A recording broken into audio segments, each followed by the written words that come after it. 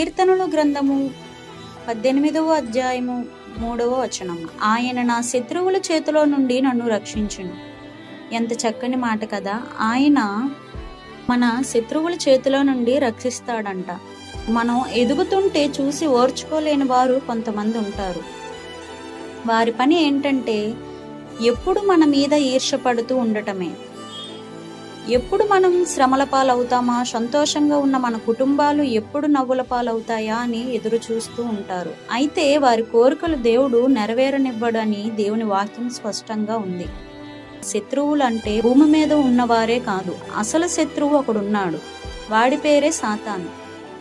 ఎప్పుడు మనల్ని దేవుని నుండి దూరం చేద్దామా అని ఏదో ఒక తంత్రాలన్నిటినీ మన మీద ప్రయోగిస్తూ ఉంటాడు.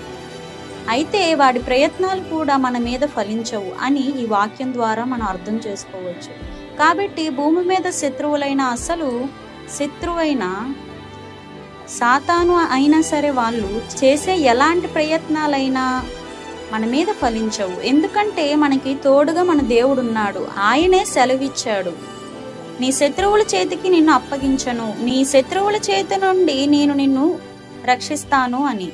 ఒకవేళ ఇప్పటికే శత్రువు చేతికి నువ్వు చిక్కి ఉంటే భయపడకు. ఈ వాక్యము నీ కోసమే. ఆయన నిన్ను రక్షిస్తాడు. వారి చేతి నుండి ఆయన నిన్ను విడిపిస్తాడు.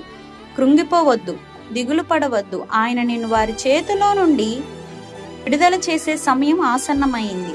దేవుడు మన శత్రువు నోళ్లను మూసి మనకు విజయము దయచేయును గాక. ఆమేన్.